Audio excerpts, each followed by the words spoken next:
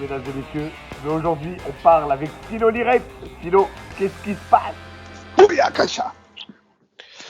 Mesdames et messieurs, live avec Philo Lirette. Philo, qu'est-ce qui se passe? What's up? Waza!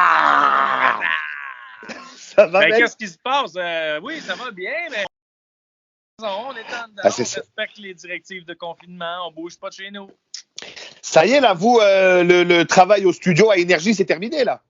En fait, c'est pas tout à fait terminé pour l'instant. Ils ont limité l'accès à tout le monde sur l'étage des studios. Oui, Kim Ross qui nous a montré ça. Il n'y avait pas un chat là, à la radio, c'était malade. Exactement, mais ils sont quand même en train de préparer le coup pour la prochaine étape, c'est-à-dire d'animer de la maison. On est en train de s'installer tranquillement. On a ce qu'il faut là, pour s'installer ici dans mon sous-sol puis faire l'émission chacun de chez soi. Mais ça va demander des efforts de chacun, là. C'est pas la même chose que d'être un devant l'autre, là, j'imagine. Aïe. Là, il va falloir qu'on s'installe un FaceTime, chacun de notre côté, pour pouvoir se voir. Parce que les gens ne le savent pas, mais il y a beaucoup de communication en langage des signes. On se fait signe tout le temps pour pouvoir parler, afin de ne pas s'embarquer un par-dessus l'autre, sinon ça serait fatigant à la radio. Ben, tu le sais, tu as fait de la radio avec nous autres. Ah oui! Ben oui, je suis venu vous voir en studio, on a eu bien du fun d'ailleurs.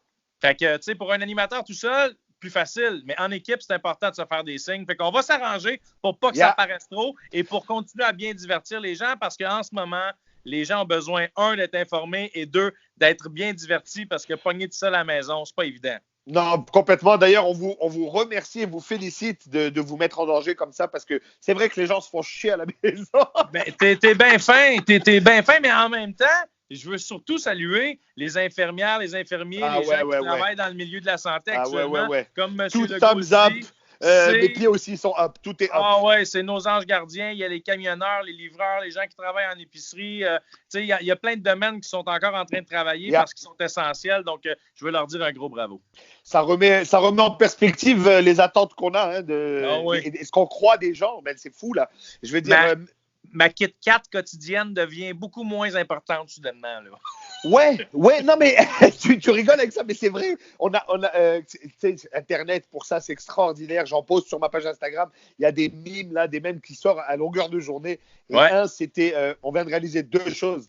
Les boss qui te disaient que tu es obligé de rentrer au bureau faire ta job, ils viennent d'en prendre un coup. Des choses qui étaient essentielles, ils viennent de passer, comme tu dis, ton Kit Kat, mon pumpkin spice latte du matin, là, ça va te prendre de bord.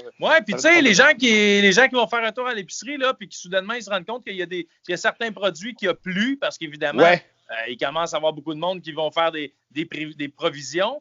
Peut-être justement s'adapter puis commencer à manger d'autres choses. Là. L'important, c'est que le bedon soit plein. Complètement, et ça redonne la noblesse à des produits qu'on délaissait dans le temps. J'ai jamais été autant excité d'acheter un petit Québec. Là, tu sais, mais Nive, malgré cette situation de pandémie, je tiens à dire qu'à mon IGA, à côté de la maison, le rack à tofu est encore plein quand même. Tu vois, ça, c'en est une autre. J'ai vu un truc, tu vois, les frigidaires de part et d'autre vides, mais... Le temps de guerre est au milieu bien plein. La rangée vegan, j'étais mort de rire. Mais c'est vraiment ça. Mais tu vas voir que les gens vont embarquer bientôt, là. Du moment que le steak haché il est plus sûr, là, on va tomber sur du tofu puis du tempeh. As-tu fait des provisions, toi? Oui, mais pas en malade. Enfin, ça dépend de qui tu demandes. Ça dépend de qui tu demandes. Non, mais honnêtement, j'ai stocké des affaires qui durent longtemps, les non périssables, là, tu sais, des pâtes, du riz. Ça, j'en ai quand même ramassé plus qu'un paquet ou deux, tu sais, dans le cas où ça allait chier cette histoire-là, on le savait pas vraiment. Moi, ça fait plus d'une semaine, en fait, que je suis monté dans les Laurentides au chalet. On est resté là parce qu'on se dit, ça sert à rien de rester en plein dans le centre-ville. Enfin, je suis dans la petite Italie, là, avec tous mes voisins, dans le bloc, dans un appart. On aurait viré fou. Mais j'envoie un gros message de soutien à tous ces gens qui sont obligés de rester dans leur appart et puis qui ont rien à faire. Tu sais. Et pour ceux qui veulent absolument savoir qu'est-ce que vous avez de besoin à la maison, t'en parleras avec Olivier Martineau, qui est un survivaliste. Lui, il va être capable de te dire ce que ça te prend à la maison. Là. Attends, est-ce que tu es en train de me dire qu'Olivier, c'est un doomsday prepper? Exactement. Lui, là, il s'attend à toute éventualité et il est prêt. demain matin, demain matin, il est pris chez lui pendant 6 mois. Il n'y a aucun problème. Il n'a pas besoin de sortir. J'adore. C'est comme mon père. J'appelle ma mère et je lui dis, maman, est-ce que vous avez stocké? Est-ce que papa il a été faire les courses? Il me dit, pour. Je dis, pour le virus. Il me dit, mais ton père, chérie, ça fait 30 ans qu'il prépare le virus. C'est comment ça? Écoute, chez mon père, tu descends dans le sous-sol. Il y a ce qu'on appelle le garage, qui est en fait une pièce pas finie dans le sous-sol. Il n'y a pas de garage chez lui, là.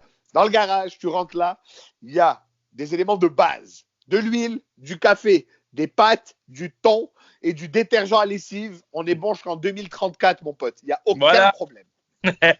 Et ça, c'est de base. Virus, pas virus, là. Oh my God. Ben, tu vas savoir où aller si jamais. Ah oui, c'est sûr. Je vais voir mon père.